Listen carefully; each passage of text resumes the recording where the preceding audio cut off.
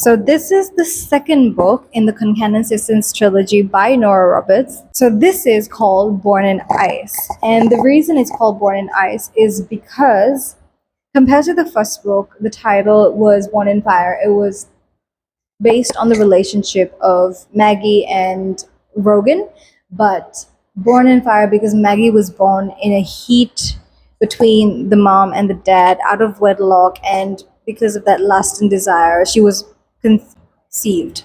Whereas Born in Ice, we learn that Brianna, the second sister, was actually born out of duty. So after Maggie's parents got married just because she was pregnant, the mom, Maeve, had fulfilled her duties as a wife by producing a second child within the sanctity of marriage. So completely separate, completely the mom treated Brianna as kind of a wall. She just existed pretty much. And Brianna, being the youngest, took a lot of the heat. The heat, as in, she tried to be a people pleaser to figure out how to balance this household that was so chaotic, so toxic all the time, and not speak out, not give her peace of mind to anyone because she didn't want to create any more chaos than already existed in this household. So that's Brianna's personality. And then she meets Grayson Thane. Let me tell you about this guy because oh my god, the dislike I hate this character. I don't even understand how someone who is an initial people pleaser who had gone through all of these things and who is like as delicate as a flower got this hideous human being. Grayson Thane is an American writer. He's come in from America and he lives a nomadic lifestyle. He goes from here to there to here to there because he doesn't want to stick in one place because he was raised in an orphanage. He had an abusive, toxic upbringing.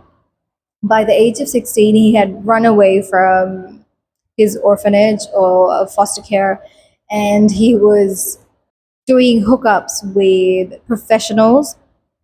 He was pretty run through, and I'm not saying anything against professional services. How would I say this? I'm not saying anything bad about professional services that you receive for pleasure. That's a business, that's an industry. But the contrast in personalities are very different because she still has her big V card.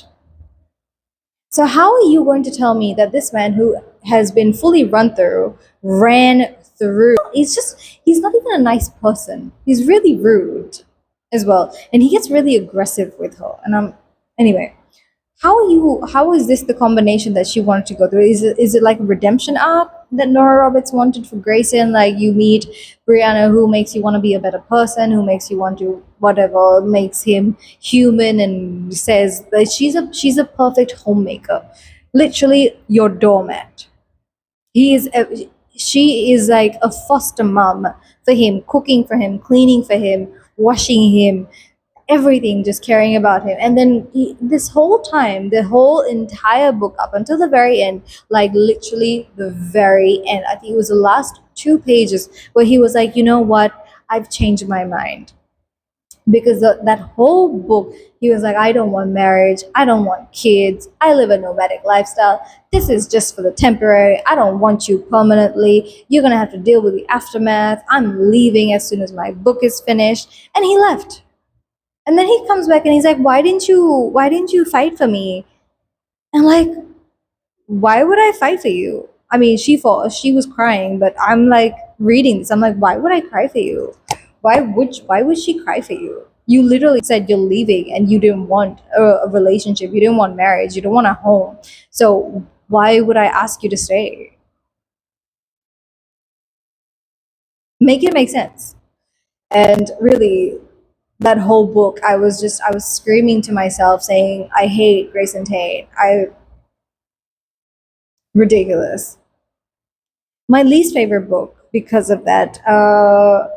I think the best thing that came out of this was Brianna learned how to fight and really become the best version of herself against other people. She became less of a people pleaser for her family, and she learned how to say no and fight against Grayson as well towards the end of the book, and kind of accept that people, you can't always change people, you can't always please people into staying, into choosing you, and if they want to choose you, they'll choose you.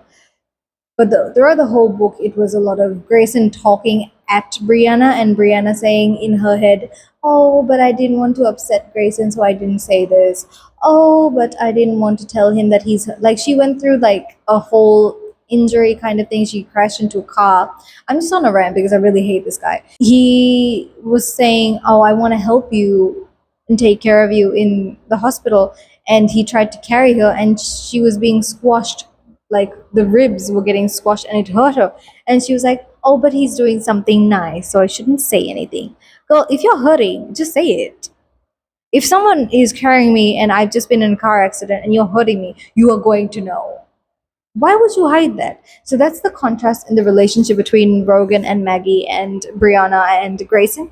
It's a lot of, I don't want to upset him. I don't want to rock the boat. I want to be as agreeable as possible. I want to make a home for him. Oh God. Don't get me started. Actually, I'm finished. I say don't get me started, but I actually finished that whole thing. I'm done. I really didn't like this book. I didn't like the characters in the book. I did like the beauty of the book because he's a writer, so he traveled a lot around Clare County, finding out different things, Dublin, all of that kind of stuff, and really nice. Definitely going to Ireland, but did not like the book. So that is Born in Ice by Nora Roberts. It's the second book in the Concannon Sisters Trilogy set in Ireland. Oh, there is a tag, so I'm going to see if I can read it to you guys. Oh, it was him swearing at her.